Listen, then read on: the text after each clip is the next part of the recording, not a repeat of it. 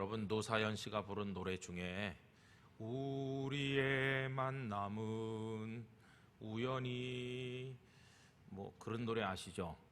그게 사실은 복음송가처럼 만들어진 것이라고 합니다. 거기 이제 신앙의 내용이 스며져 있다고 합니다. 그 만들어내는 과정에서. 정말 그 가사가 맞다는 생각이 듭니다. 우리들의 만남은 우연은 아니다. 여러분, 하나님 안에서 성도들에게 이루어지는 모든 것은 결코 우연이 아니고 모든 것이 다 필연이라고 믿습니다. 다 하나님의 뜻이죠. 제가 성경을 읽을 때마다 그 대목에 가면 정말 절묘하다 이렇게 생각하는 대목이 있는데요. 그게 룻과 보아스가 만나는 장면입니다. 여러분, 룻은 잘 아시는 것처럼 모압 여자입니다. 그러니까 룻이 그냥 모압에서 성장해서 모압에서 모압 남자랑 결혼했더라면 보아스를 만날 가능성이 전혀 없었겠죠. 그런데 어느 날 룻이 살고 있는 지역에 이스라엘 한 가족이 들어왔는데 어떻게 하다 보니까 그 집에 청년과 결혼을 하게 됐습니다. 그런데 얼마 후에 그 남편이 죽게 되죠. 근데 그 시댁에 시아버지도 돌아가시고 아들들도 다 죽고 이 룻은 우리식으로 말하면 청상과부의 신세가 됐는데, 자기 동서 형님은 그냥 그 시어머니께서 돌아가라고 말하니까 발길이 떨어지지 않지만 울면서 친정으로 돌아갔는데, 이 룻은 불쌍한 시어머니를 섬기기 위해서 끝까지 따라가게 되죠. 그래서 예루살렘에 베들레헴에 따라오게 됐습니다. 가난한 시어머니, 그리고 이스라엘 여자도 아닌 모압 여자 며느리 룻, 이렇게 두 사람이 흘러들어왔을 때 동네 사람들이 무슨 생각을 하고 얼마나 처량하고 안타깝게 여겼겠습니까? 더군다나 온 동네 사람들의 시선이 이 모압 여자 룻에게 미쳐 있었을 거라고 생각합니다. 저 여자 어떻게 여기까지 왔을까? 이방 여자가 어떻게 어머니를 저렇게 갸륵하게 생각할까? 칭찬하는 사람부터 좀 이상하게 생각하는 사람들까지 다양한 시선이 룻에게로 갔을 거라고 생각이 듭니다. 먹고 살 대책이 없으니까 가난한 사람들이 하는 것처럼 추수하는 밭에 나가서 떨어진 곡식 알갱이를 줍게 됐는데, 여러분 거기 룻기 4장에 가보면요 참 절묘한 말씀이 나옵니다. 어느 밭이 누구네 밭인지 룻이 뭘 알겠습니까? 이제 처음 그 마을에 온 이 여인이 그냥 사람들 따라가면서 쫓아내지만 않으면 이 밭에 가서도 조금 줍고 저 밭에 가서도 조금 줍고 그러면서 곡식을 줍는데, 거기 말씀에 보면 뭐라고 되어 있냐 하면 우연히 보아스의 밭에 이르렀다 그렇게 되어 있습니다. 우연인 것처럼 써 있어요. 우연히 줍다 보니까 보아스라는 사람의 밭에 도착을 했다는 겁니다. 근데 그 다음 절에 보면은요 참 기가 막힌 단어가 나오는데, 마침 보아스가 그 밭에 도착했다고 나옵니다. 이렇게 절묘할 때가 있습니까? 여러분, 하나님께서 보아스에게 그 전날도 가지 않게 하시고 그 하루 뒤에도 가지 않게 하시고 딱 그날 가게 하시는데, 하나님께서 각본을 다 쓰신 채로 보아스 내일 가라, 오늘 가지 말고 내일. 하나님 왜요? 나 내일 가고 싶은데요. 내일 가려면 내일 가라, 꼭 이렇게 시킨 것 같아요. 그죠? 그것도 또 아침 9시에 가려는 보아스를 점심때 가라 이렇게 시키신 것 같아요. 그죠? 보아스가 그 밭에 일꾼들이 일 잘하는지 어떤지 보려고 딱 도착했더니 룻이 거기 딱 있는 겁니다. 여러분, 그래서 두 사람이 만나게 된 겁니다. 아마 이 두 사람이 결혼하는 날 밤에 우리의 만남은 이거 부르지 않았을까 그런 생각이 듭니다. 그러니까 우연인 것처럼 보였지만 사실은 하나님께서 이 두 사람을 딱 이렇게 만나게 하신 거예요.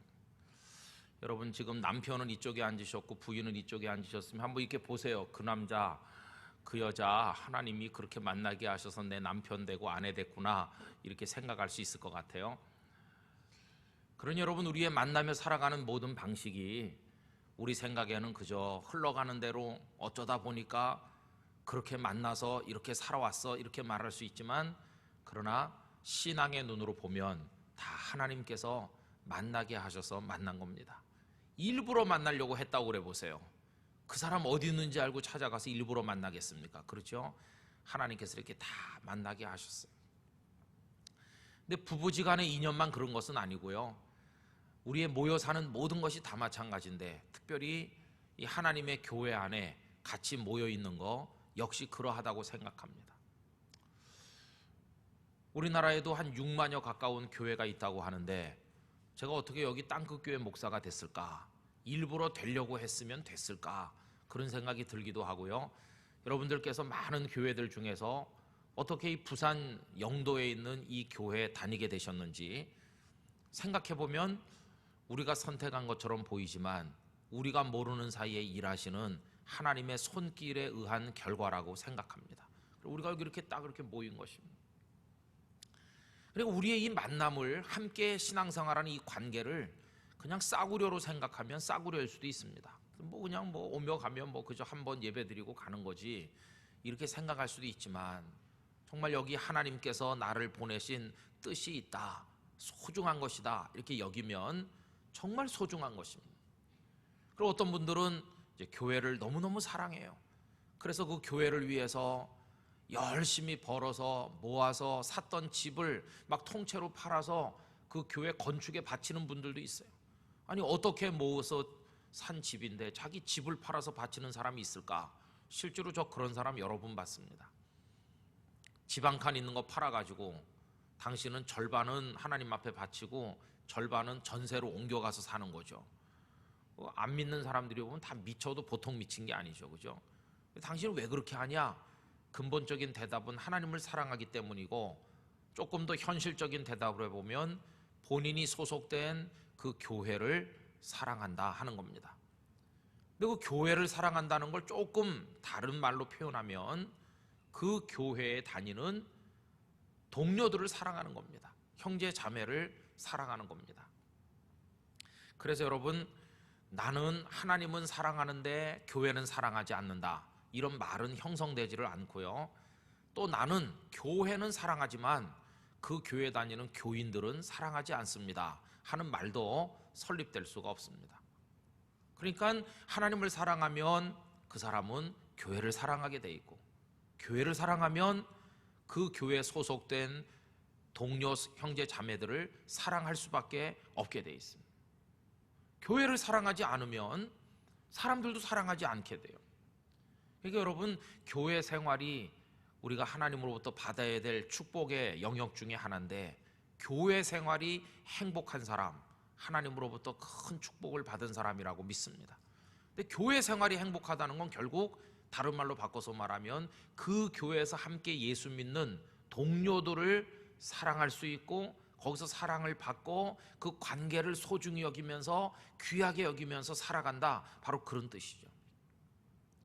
그러니까 여러분, 신앙생활을 잘하려면요, 우리 교회를 사랑해야 되고, 교회를 사랑하려면 믿음의 동료들을 사랑해야 됩니다.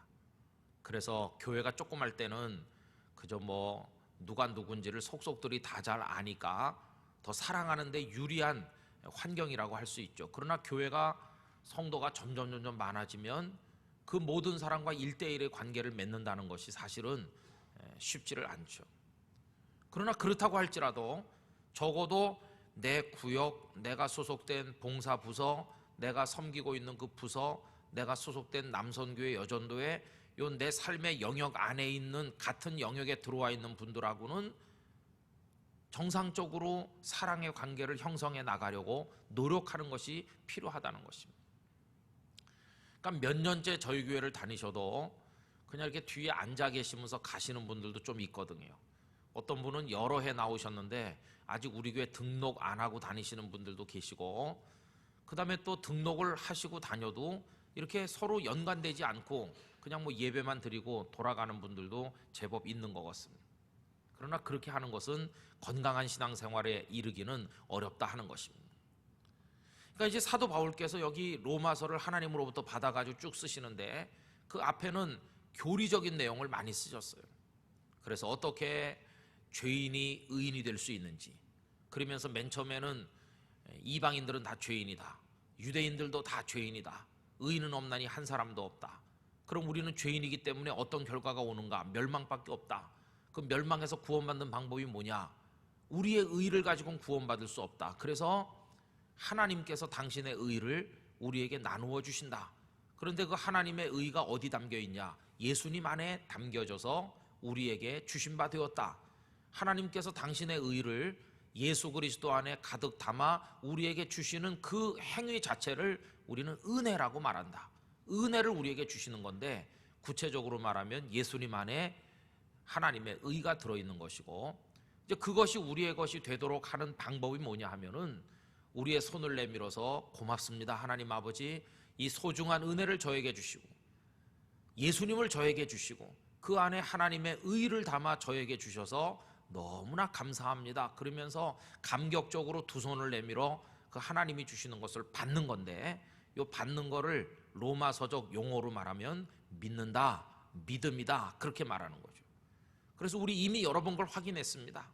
어떻게 죄인이 의인돼서 구원받을 수 있느냐라고 할 때 여러 가지 방법으로 표현할 수 있다고 그랬습니다. 은혜로 구원받는다 하는 말도 맞는 말이고, 하나님의 의로 구원받는다 그 말도 맞는 말이고, 예수님으로 구원받는다 그 말도 맞는 말이고, 믿음으로 구원받는다 이렇게 말하는 것도 맞는 것이죠. 결국은 하나님께서 우리를 구원하시는 그 사랑의 행위를 여러 가지 다각도로 표현할 때 그렇게 표현할 수 있다는 것입니다. 그 외에는 구원의 방법이 전혀 없는 거죠. 아무리 선행을 행해도, 아무리 노력을 해도 인간적인 율법적 노력에 의해 가지고는 구원받을 가능성이 전혀 없는 것입니다. 100% 하나님의 의로, 100% 예수 그리스도를 통하여, 100% 그 안에 담겨 있는 그 하나님의 은혜의 행위를 통해서, 그리고 100% 그걸 감격으로 받는 믿음을 통해서만 구원에 이를 수 있는 것입니다. 그러니까 우리가 뭐 착한 일 많이 하고 노력해서 되는 거 절대로 아니죠. 자, 이런 교리적인 내용이 로마서 앞부분에 쭉 나왔습니다. 근데 그 다음에 12장 이후로 내려가 보면 무슨 얘기가 있냐 하면은, 그래서 구원을 받은 우리들은 이제 현실 세상 속에서 어떻게 살아야 되느냐, 그 다음에는 삶의 주제로 이렇게 바뀌어요. 삶의 문제로 그 주제가 바뀌어요. 그래서 뭐 손대접하기를 힘써야 되고, 은사를 소중히 여겨야 되고, 서로 사랑해야 되고, 사랑의 빛 외에는 지지 말아야 되고, 이런 삶의 구체적인 문제들을 많이 말씀하고 있으세요. 그 주제가 이제 12장 1절에 나왔는데, 마음을 새롭게 함으로 변화를 받아 하나님의 선하시고 기뻐하시고 온전하신 뜻이 무엇인지 분별하도록 하라, 이렇게 대전제를 해놓고 구체적으로 성도의 삶에 관해서 쭉 말씀했어요. 그리고 이제 16장에 넘어오면, 이 로마서를 마무리하는 이 대목에 오면 그 다음에 필요한 게 뭐냐 하면 문안 인사를 하는 겁니다. 문안 인사. 여러분, 우리가 이 로마서 같은 말씀을 읽을 때 그냥 가볍게 읽고 넘어가기 쉬운 게 이런 문안 인사죠. 뭐 당연히 편지니까 끄트머리에 문안 인사가 있겠지 생각하지만, 이 문안 인사를 나눈다고 하는 그걸 통해서 우리가 어떻게 하나님 앞에 신앙생활하게 되는가를 깨달을 수가 있다는 것입니다. 어떤 문제를 깨닫느냐 하면, 아까 처음에 말씀드린 거, 하나님을 사랑한다는 것은 교회를 사랑하는 것이고, 교회를 사랑한다는 것은 우리 함께 모여있는 우리들의 이 만남과 관계를 우연이 아니고 하나님이 주신 필연적인 축복인 줄로 알고 서로를 아끼고 사랑하는 바로 그런 모습으로 신앙생활을 해야 된다 하는 원리를 이런 문안 인사를 통해서 깨달을 수 있다는 것입니다. 그래서 여러분, 그 앞부분에 나오는 교리적인 문제에 대해서 잘 알고 믿는 게 중요합니다. 그 다음에 성도의 삶을 신앙의 사람답게 성실하게 사는 거, 그거 중요합니다. 그러나 그 두 가지가 제대로 되기 위해서는 우리 사람과 사람 사이의 관계가 제대로 형성되지 않으면 안 된다 하는 것입니다. 그래서 어떤 분들이 교회를 떠나게 되고 교회에서 상처를 받게 되는 문제를 이렇게 가만히 보면요, 무슨 교리적인 문제 때문에 상처받는 게 아닙니다. 그 교회도 주기도문하고, 그 교회도 사도신경으로 신앙 고백하고, 그 교회도 이 66권 성경을 읽고 다 똑같아요. 그런데 왜 그 교회 도저히 못 다니게 됐느냐? 결국은 사람 문제라는 걸 알 수 있어요. 사람 문제. 그 사람이 목사인 경우도 있어요. 그 사람이 어떤 장로님이실 수도 있고, 우리 서로 사이에서 뭔가 이렇게 아픔이 있어가지고 그래서 이제 떠나는 거예요. 교인들만 떠나는 게 아니라 많은 목회자들도 떠납니다. 도저히 이 교회에서는 목회를 못하겠다. 그래서 많은 목사님들이 목회하러 왔다가 떠나고, 또 교인들도 떠나기도 하고 그래요. 여러분, 저는 우리 땅끝 교회가 하나님의 축복 가운데서 모든 성도들이 행복하게 이 교회 생활의 복을 받는 그런 교회로 주님 오시는 그날까지 남게 되기를 간절히 기원합니다. 정말 큰 축복이 아닐 수가 없어요. 그러니까 저는 그냥 목사인데 뭐 그냥 한 몇 점짜리 목사 하나 되는지 잘 모르겠어요. 그러니까 완벽하면 참 좋은데 그렇지 못하니까 이제 어떤 교우님들은 우리 김 목사는 그래도 그런 대로 괜찮은 목사다 이렇게 생각하는 분도 있을 것이고, 왜 저 김 목사는 저렇게 할까 이렇게 생각하는 분도 있겠죠. 근데 뭐 이럴 수도 있고 저럴 수도 있어요. 그건 우리 다 사람이니까요. 근데 이제 문제는 뭐냐 하면은 그런 인간관계의 문제가 내 영을 어둡게 만든다는 것이. 그래서 이제 제가 설교를 하면 저를 그냥 불편하지 않게 괜찮은 목사로 여기시는 교인들은 오늘 목사님이 하는 얘기를 잘 들어봐야 되겠다 이렇게 귀를 열고 마음을 여니까 그 말씀이 은혜가 될 것이고, 반대로 그렇지 않으면 이게 마음의 문이 닫히면 어떤 설교를 해도 그게 귀에 들어오지 않을 것이고, 결국은 그 교우님에게 큰 영적인 손실이 된다는 걸 알 수 있어요. 그럼 교우님들만 그런가? 우리 교역자도 똑같습니다. 주님의 종이 돼가지고 목사로 전도사로 살아가는데 교회 생활하면서 교회에서 일하는 게 행복해야지, 맨날 교회 오면 어떤 집사님 어떤 권사님 때문에 이 교회에서 못 견디겠다 이렇게 찔림을 받고 고통을 느낀다면 이분은 정말 불쌍한 목사님이고 정말 불행한 전도사님이죠. 그죠? 이게 전부 다 우리들에게 얼마나 큰 아픔이 되는지 몰라요. 그런데 여러분, 옛날 전쟁하는 거나 사탄이 우리를 향해서 공격하는 거나 똑같아요. 옛날에 지략이 뛰어난 장수들은 적을 교란시킬 줄을 압니다. 무턱대고 가서 그냥 무식하게 싸우는 게 아니고 작전을 세우기도 하고 첩자를 보내기도 하고 심리전을 펴기도 하고 적들을 교란시켜서 자중질환이 일어나게 해가지고 우리 쪽 손실은 최소화하면서 적들이 스스로 망하도록 만드는 게 그게 지장의 방식 아니겠어요? 근데 여러분, 사탄이 얼마나 머리가 좋은지 몰라요. 사단은 우리 교회를 허물기 위해서 심리전을 교묘하게 펴요. 심리전. 그래서 사람들의 마음을 막 뒤집어 놓는 거죠. 아프게 만드는 거죠.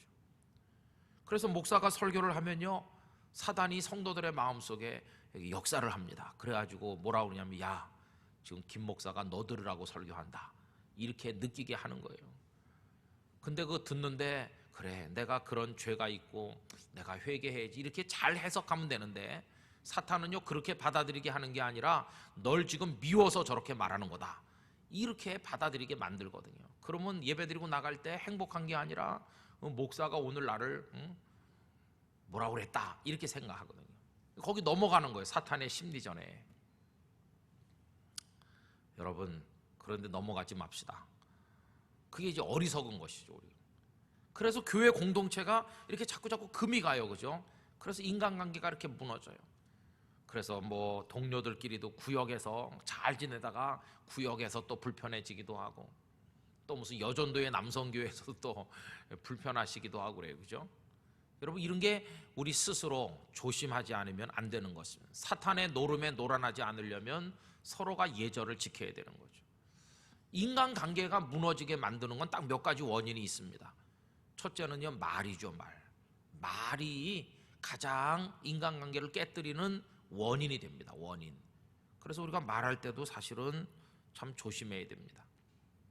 어떤 분이 가방 좋은 거 들고 오잖아요. 성경 찬송 딱 넣어가지고 가방 이렇게 딱 들고, 그분은 나름대로 무슨 생각으로 비싼 가방을 샀냐 하면, 성경책 넣어가지고 내 평생 쓸 가방이다. 하나님의 말씀이 귀중하니까 그 성경을 아무데나 굴릴 수 없으니까 내 제일 좋은 가방에 성경책을 넣어가지고, 그래서 내가 평생 여기 성경을 가지고 다니면서 말씀을 가까이 해야지 이래가지고 큰 맘 먹고 없는 돈에 가방 좋은 거 사가지고 이렇게 오면은, 아유, 집사님 가방 좋은 거 사셨네요. 성경책을 제일 좋은 가방에 넣으셨네요. 참 좋아 보입니다. 이렇게 말해주면 될 텐데, 이게 말이 이게 조금 문제거든요. 어떻게 말하면 상처되는지 제가 예를 안 들어도 아시겠죠? 이상하게 말을 한다니까요. 그래갖고 그분은 전혀 그런 생각이 없고, 진짜 내가 성경책을 찬송가를 딱 넣어가지고 정말 경건하게 신앙생활 하려고 가방 비싸게 하나 샀더니, 그걸 갖다 무슨 뭐 이상하게 생각하거든요. 그리고 이분은 상처를 받는 거예요. 별것도 아닌데. 그러니까 제일 좋은 건 뭐냐 하면요, 누가 가방 좋은 거 들고 오거들랑 그냥 못 본 척 하는 게 제일 좋은 거예요. 못 본 척 하면서 이렇게 보지 말고, 보려면 이렇게 보던가 아니면은 아무 말도 하지 말던가 그래야 돼요. 가서 뭐 이거 한번 보자 그러고 얼마짜리냐 그러면서 그다음에 또 이상한 말 하는 분 있죠. 똑같은 거 누구는 10만 원 싸게 샀던데 하면 이제 염장 지르는 거, 염장 질러. 이런 거 살려면 나한테 말하지 이렇게 말. 아니면 남이야 비싸게 살 수도 있고 싸게 살 수도 있고 그런데 우리는 너무 친절해서 그런지 안 해도 될 말도 너무 많이 해요. 그렇게 하다 보면 괜히 시험에 드는 거죠. 그러니까 이 말이 참 이게 문제예요. 그죠? 칭찬인 것 같으면서도 또 깎아내리는 말도 얼마나 많다고요. 참 옷이 날개다 그런 말, 그죠? 그건 칭찬인지 그 잘못 들으면 네가 그 옷 안 입었으면 형편없다 그런 말이거든요. 그러니까 우리가 참 말하기 힘들어요, 그죠? 말 조심 정말 해야 됩니다. 그 다음에 또 관계를 깨지게 만드는 중요한 원인, 많은 경우에 돈이 개입되는 경우에 그런 때가 많이 있어. 돈. 여러분, 그래서 이제 우리 교우들끼리도 친하니까 뭐 그죠? 돈 빌려줄 수도 있고 뭐 줄 수도 있고 그래요. 근데 성경에 보면은 빌려주는 마음으로 주지 말고 아예 그냥 주라고 그랬어요. 아예 그냥 주라고. 그게 참 좋은 거지. 아니 빌려줬는데 저 사람 왜 안 갚지? 이게 또 시험에 드는 거예요, 그죠? 서로 돈 문제도 교회 안에서 참 이게 조심해야 돼요. 그 다음에 이렇게 그 사람 없을 때 그분 얘기하는 거, 그죠? 우리 둘이 앉아가지고 남의 말 하는 것도 조심해야 되고.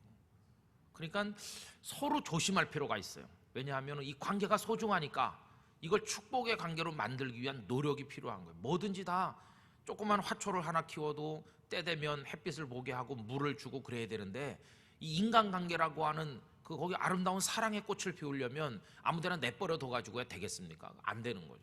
그러니까 내가 물 주고 거름 주고 햇빛을 비추고 이렇게 해야 되는데 그게 바로 때로는 말 조심하는 거고 때로는 뭘 조심하는 거고 때로는 내가 적극적인 사랑을 베풀기도 하는 것이고 이렇게 함으로써 이 관계를 잘 만들어 나가야 되는 거예요. 사실 저는 목사로 살면서 뭐 여러 가지 속상한 게 많죠. 뭐 교회가 왜 빨리빨리 부흥이 안 될까 뭐 이런 것부터 시작해서 왜 설교를 좀 더 잘해야 되는데 못 할까 뭐 이런 것부터 해서 여러 가지 속상하는 거 많습니다. 저도 사람이니까. 그래서 하나님 앞에 기도하고 이렇게 맡기긴 하지만은 속상한 것 중에 빼놓을 수 없는 게 뭐냐 하면 교인들끼리 이렇게 뭐 사이가 안 좋아졌다 그런 얘기 듣는 겁니다. 어떤 집사님하고 어떤 새신자하고 싸웠대요. 그 새신자가 이제 땅끝 교회는 안 오기로 했대요. 왜? 그 집사님이 말이지 막 이렇게 발톱을 세웠대요. 그 새신자는 그냥 당하고 갔대요. 뭐 그런 얘기 들으면 나중에 제가 그 집사님 보면요, 발톱이 이렇게 생각이 들거든요. 그러니까 이게 서로 시험 드는 거예요, 그죠? 세상에 또 비밀은 없거든요, 비밀은. 그러니까 여러분 우리가 서로 이렇게 잘해가지고 아름다운 교회를 만들어야 됩니다. 이거 정말 중요한 것입니다. 정말 중요해요.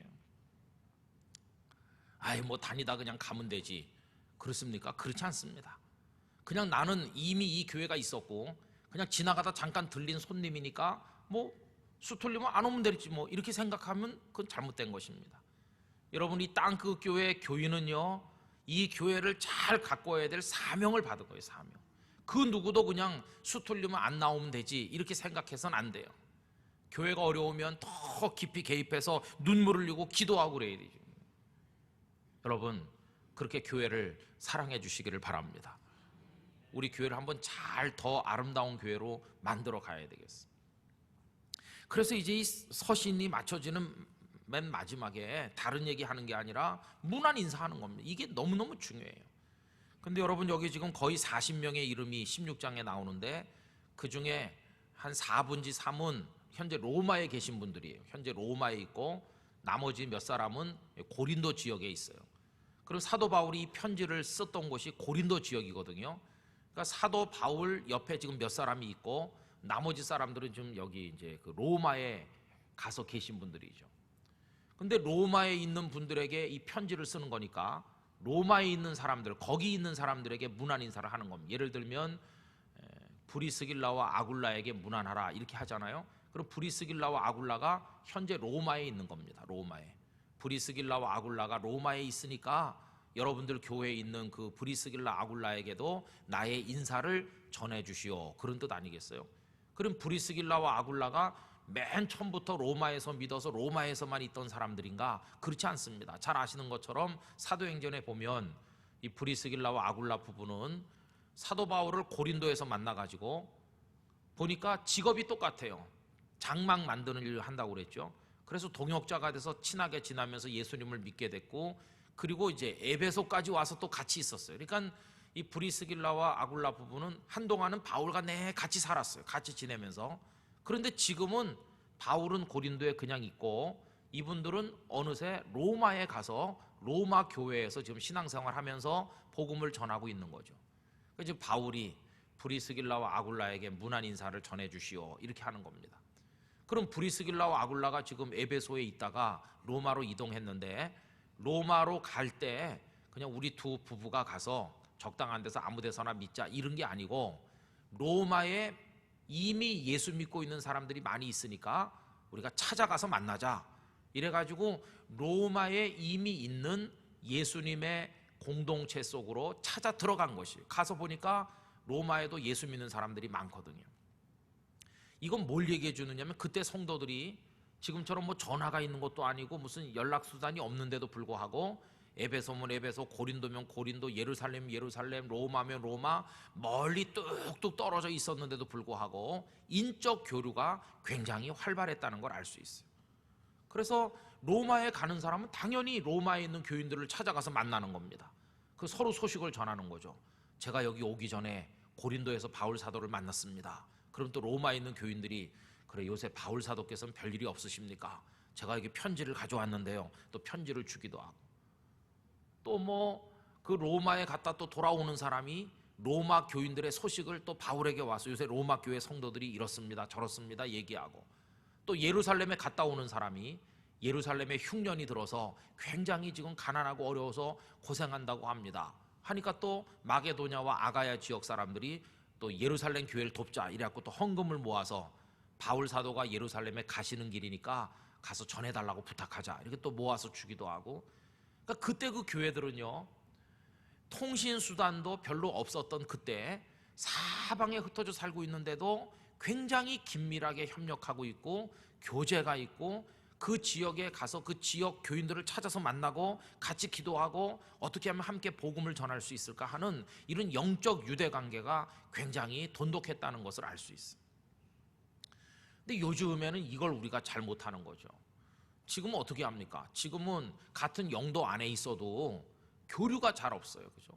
요 위에 제2 영도교회, 요 밑에 뭐 남성교회, 제3교회, 좀 가면 1영도교회, 제1교회, 영도교회 이렇게 있지만 우리 교회 주변에도 요 위에 바울교회도 있고, 그냥 어렴풋이 뭐 알고, 또 저는 이제 영도 기독교연합회에서 그 목사님들을 만나니까 그저 뭐 안부나 묻고 조금 아는 거지 어떻게 돌아가는지 잘 모릅니다. 사실은 우리 서로 문안 인사를 해야 되는 것이거든요. 여러분들 친구분들 중에 요 옆에 다른 교회 다니는 분이 있으면은 요새 너희 교회 별일 없느냐, 내가 뭐 기도해 줄 일은 없겠어, 이렇게 하면서 그 교회를 위해 축복하고 기도하는 게 중요하다 그 말이에요. 이게 주님이 원하시는 모습이에요. 그죠? 근데 우리 안에는 그런 게 이제 많이 상실됐어요. 오늘날 현대 교회가 병든 것 중에 하나가 바로 그런 영적 교류가 없는 것입니다. 2013년도에 부산에서 WCC 총회를 하는데, 이건 전 세계 교회가 연합해가지고 함께 예배하고 같이 성찬식을 나누고, 그리고 함께 앞으로 전 세계를 향한 선교 전략을 어떻게 세울 것이고 그리스도인들이 각 지역에서 어떻게 복음을 전해야 될 것인지 이런 걸 같이 논의하는 자리인데, 여기 지금 뭐 그걸 열면 안 된다고 그러는 사람도 있고 WCC를 해야 된다는 사람도 있고, 이게 주님께서 우리를 볼 때 너무너무 가슴 아파하시겠다 그런 생각이 들어요. 여러분, 저는 우리 교회가 통큰 교회가 되기를 원합니다. 열린 교회가 되기를 원합니다. 뭐 교단 같은 거에 매일 필요가 없습니다. 지난 월요일날 로엘 마줌다 형제가 고신대학교에서 MDB 목회학 석사 학위를 이제 받게 되셨는데, 그래서 그 총장님이 저한테 전화를 하셔서 김 목사님이 오셔서 축사 한마디 해주세요. 근데 고신대학교 아닙니까? 고신대학교에서 하는 프로그램이고 학위 수여식이니까 고신에서 오셔서 뭐 설교도 하고 다 하는 거 아닙니까? 저는 통합측 목사거든요. 요새는 뭐 이렇게 다 가까이 지내지만 한 15년 전만 해도요, 고신에서는 통합측을 교회로 인정도 안 했거든요. 아마 여러분 다 아실 겁니다. 그래가지고 고신 교회 다니는 어떤 목사님들은 우리 교회 와서 설교하면서 내가 김은성 목사님이 오라 그래서 오긴 왔지만 참 죄송하게도 김은성 목사님 우리 교회에 모셔갈 수는 없다고. 왜냐면 통합측 목사니까. 통합측 교회 다니면 구원도 못 받는다 이렇게 말한 적도 있었거든요. 참 옛날에 심했어요. 그러니까 우리는 완전히 좀 속된 말로 말하면 날라리 교인 비슷하게 그렇게 생각한 적이 있었던 것 같아요, 우리를. 그리고 고신은 굉장히 이렇게 도도하고 그런 면이 있었어요. 지금도 다 없어진 건 아니에요. 근데 이제 통합 목사를 와가지고 이제 한마디 해달라고 그래서 가서 이렇게 앉아 있었습니다. 근데 그 앞에 뭐 설교도 고신 목사님 총회장님이 하시고 또 뭐 쭉 하고 또 이제 손봉호 교수 그 유명한 분이 나와서 하는데 그분도 고신이랑 그 칼라가 같으신 분이거든요. 또 뭐 한국 장로교 총연합회 회장 되시는 목사님도 고신 목사님이시고 전부 고신이 다 하다가 끄트머리에 통합 하나 이제 등장하는 거거든요. 그래서 제가 축사를 뭐 무슨 얘기를 어떻게 하겠습니까? 그래서 제가 이렇게 짧게 했습니다.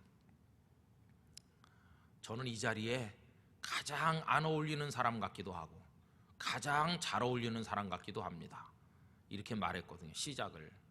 그러면서 그 이유를 하나님이 태초에 세상을 창조하실 때 첫째 날부터 마지막 날까지 빛 하나만 만들었으면 빛이 있으라 계속 빛만 만드셨으면 세상이 재미없었을 텐데 하늘도 만들고 땅도 만들고 바다도 만들고 다 만들고 거기 하늘에는 새, 바닷속에 물고기, 땅에는 뭐 기는 거 걷는 거 짐승도 만들고 나무도 만들고 화초도 만들고 다 만들고 남자도 여자도 만들고 이게 다 있었으니까 보시기에 심히 아름다운 거 아니었을까.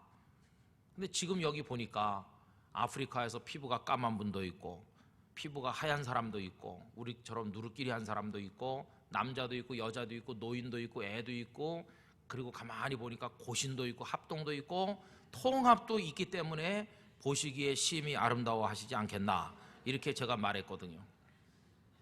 그랬더니 고신 권사 찬양대가 그날 찬양하셨는데 그 권사님이 고신 권사님이 아멘 그러더라고요.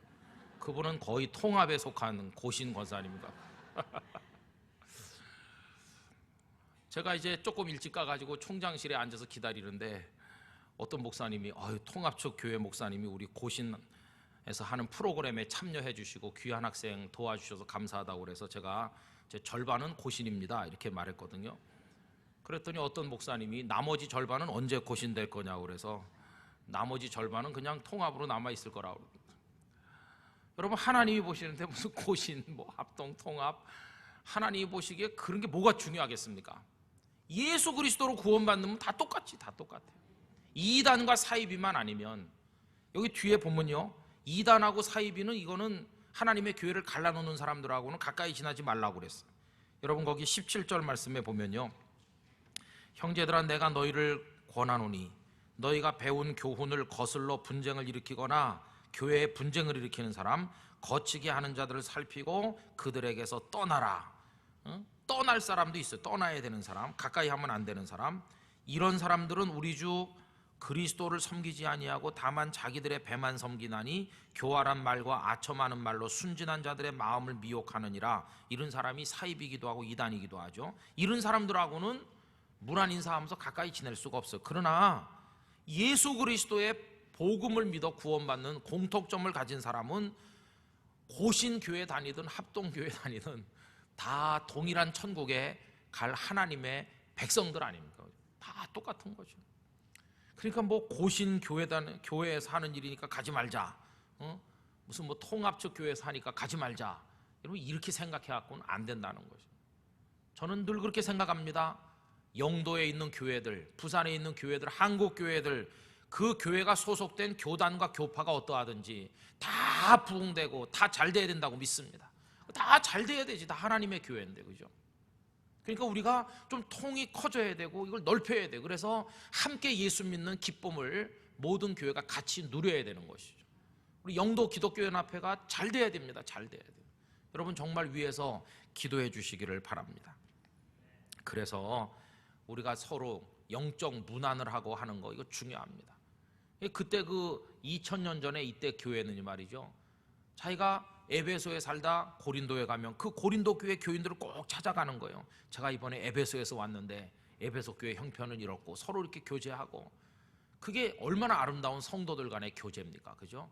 그러니까 그 시대의 그런 아름다운 믿음의 선배들의 모습을 오늘 우리 시대에도 구현해야 될 책임이 우리에게 있다 하는 것입니다. 여러분 다른 교회가 그렇게 해주는지 안 해주는지 모르지만 여러분들은 새벽에 나와 기도하실 때 영도에 있는 다른 교회들을 위해서 많이 기도해 주시기를 바랍니다. 그 교회 아신다면 이름을 다 불러가면서, 교회 이름을 불러가면서, 옛날에는요 길다란 나무 요만한 폐에다가 거기다 구멍을 뚫어가지고 이걸 갖다가 이렇게 고리에다가 여러 개 끼워가지고 들고 다니는 거죠. 그래갖고 하나씩 넘겨요. 이렇게 넘기면서, 그럼 거기 교회 이름과 그 교회 목회자들의 이름이 있는 거예요. 넘기면서 어느 교회 어느 목사님, 어느 교회 어느 이거를 공예배 시간에 늘 부르면서 기도하는 거예요. 그 당시에는 초대교회 시대. 그러니까 지금 우리가 같은 예배당에서 예배하는 게 제일 좋은데 지역이 멀다 보니까 어쩔 수 없이 거기도 따로 모이고 여기도 따로 모여서 교회가 따로 됐지만 우린 본래 하나였었다는 겁니다. 그러니까 거기 있는 김 목사님, 여기 있는 박 목사님 이게 다 다르지만 그 서로 부르면서 기도하는 거예요.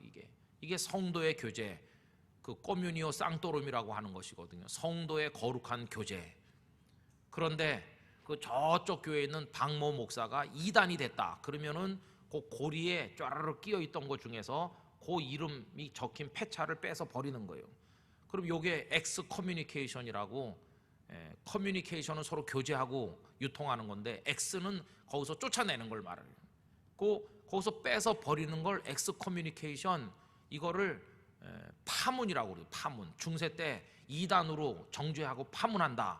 이게 쫓아내는 겁니다. 여기 지금 쫓아내라고 그랬으니까 떠나라고. 그러나 그가 주님의 이름으로 구원받는 걸 믿는다면 그 고리 안에 끼워가지고 그거 넘기면서 서로 축복하며 기도하는 겁니다. 그러니까 우리도 영도에 있는 교회들을 위해서, 그 목회자들을 위해서 기도하고, 여러분 어디 가시다 다른 교회 목사님들 만나면 인사하시고 또 잘 목회하시도록 격려도 해주시고, 이렇게 하는 게 정말로 중요하다는 것이. 여러분 우리 교회가, 우리 성도들이 그런 의식을 가지게 되기를 간절히 기원합니다. 시간이 없어서 여기 등장하는 많은 분들 한 분 한 분 너무너무 소중한 분들인데 그 이름을 다 말씀드릴 수가 없습니다. 근데 이때 초대교회가 얼마나 아름다운 교제 속에 있었냐 하면, 바울 사도가 누굽니까? 태어날 때부터 로마 시민권을 가진 대단한 가문에서 태어났거든요. 읽다 보면은 사도 바울이 나의 친척 이렇게 말하는 사람도 나오고, 그 중간에 헤로디온 같은 사람도 그 11절 같은 데 보면 내 친척 헤로디온 이렇게 나오죠. 이 헤로디온이 헤롯 왕의 가문에 속한 사람이거든요. 그러니까 사도 바울의 가문이 헤롯 왕의 가문과 연결이 있는 거예요. 대단하잖아요. 어떻게 사도 바울의 가문이 헤롯 왕의 가문과 친척이 될까? 아마도 결혼을 통해서 맺어지지 않았을까? 학자들은 그렇게 생각하고 있고, 또 거기 10절 같은 데 보면 아리스토블로의 권속에게 문안하라. 10절 끝에 이 아리스토블로는 아리스토블로스, 헤롯의 손자거든요. 헤롯의 손자가 예수를 믿고 헤롯의 손자의 가정 안에 교회가 있어서 거기 그 권속이라는 말은 교회 공동체를 지칭하는 것으로 그렇게 생각되거든요. 그러니까 지체 높은 사람도 있죠. 지체 높고 로마 시민권을 가지고 귀족, 대단한 사람들도 있는가 하면, 예를 들면 거기 9절 같은 데 가보면 우르바노, 또 나의 사랑하는 스다구 이런 이름이 나오죠. 이런 사람들의 이름, 이게 노예들의 이름이건 노예. 그러니까 아주 귀족이고 날 때부터 시민권을 가지고 지체 높은 사람도 교회 안에 있는가 하면, 그 당시 돈에 팔려 다니고 붙들리기만 하면 십자가에 매달아 죽이던, 짐승만도 못하게 취급되던, 물건 취급되던 노예도 같이 같은 교회 안에서 한 형제 자매가 돼서 같이 예수를 믿고 있는 겁니다. 참 놀랍죠?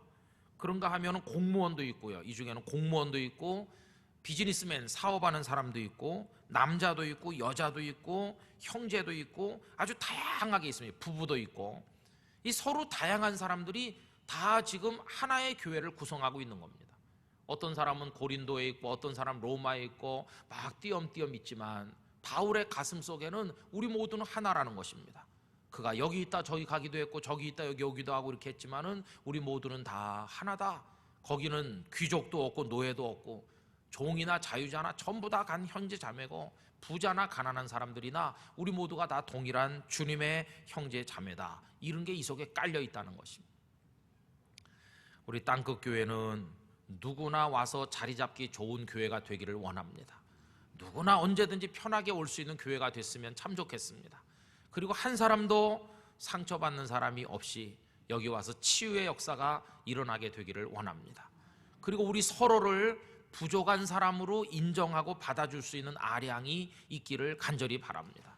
너무 완벽한 걸 요구하면 아무도 견딜 수가 없어요. 그냥 다 불완전한 걸 그냥 받아주는 거죠. 여기요 경성대학교의 조경근 교수님이란 분이 장로님이신데요, 그분이 책을 썼다고 그러면서 저한테 하나 주셨거든요.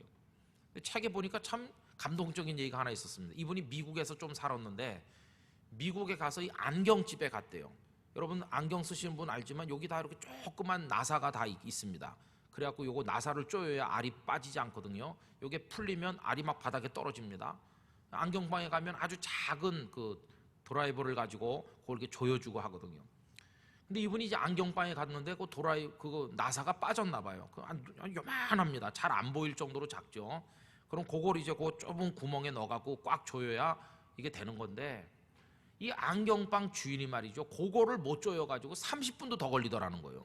그거 끼워서 조이는데, 아니 그건 뭐 한 30초면 할 걸 딱 껴서 딱 끼워가지고 이렇게 돌리면 금방이잖아요. 근데 그거를 계속 떨어뜨리면 또 어디 갔나 또 주워가지고 또 하고 30분이 걸려도 안 되니까 속에서 막 우라통이 터지면서 차라리 내가 하겠어 이러고 싶더라는 거예요. 이러고 또 한 번은요, 머리를 싼 데서 아무 데서나 깎는데, 한 번은 아주 지체 높은 사람들만 모이는데 가게 돼가지고 옷도 새로 사고 잘해 입고 가려고, 또 이발비도 굉장히 비싼데 가가지고 머리를 깎았대요. 잘 깎고 잘하고 가려고.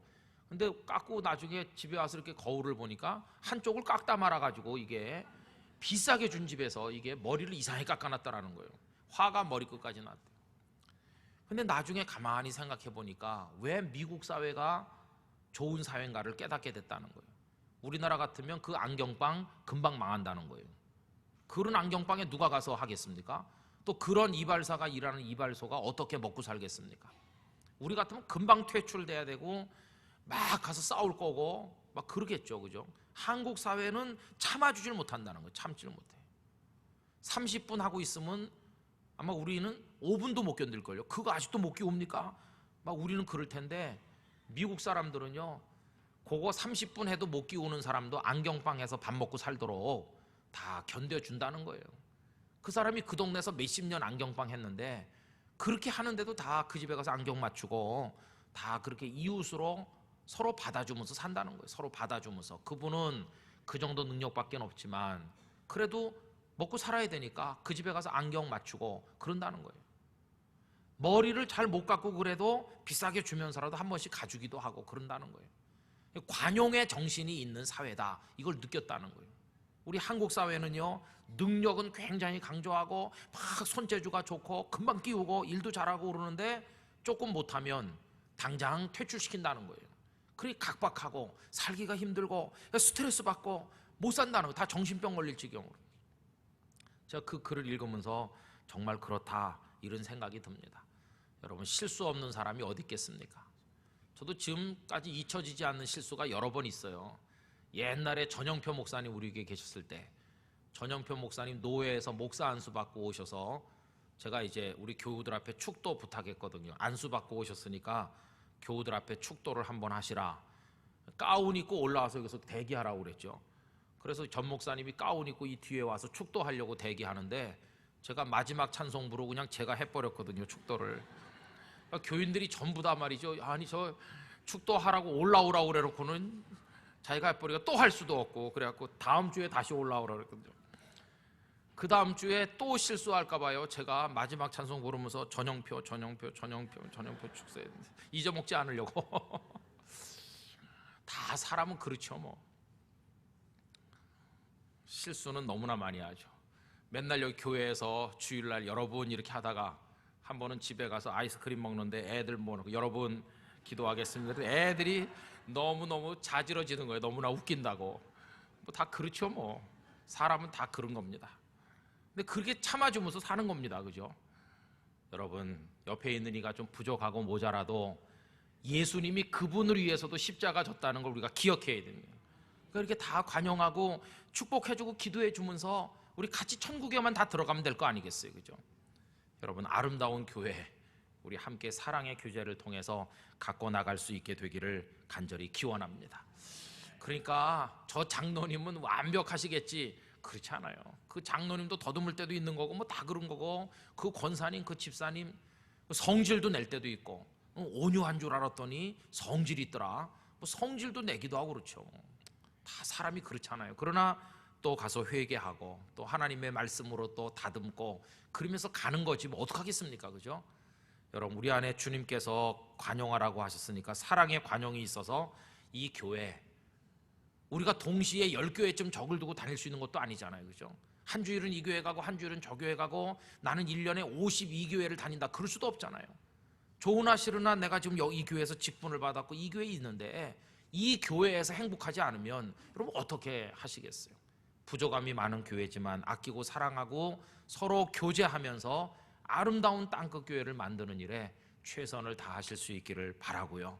그 과정을 통해 하나님 기뻐하시는 일 많이 하시고 여러분들의 교회 생활이 지금보다 10배나 행복해지시기를 주님의 이름으로 축원합니다.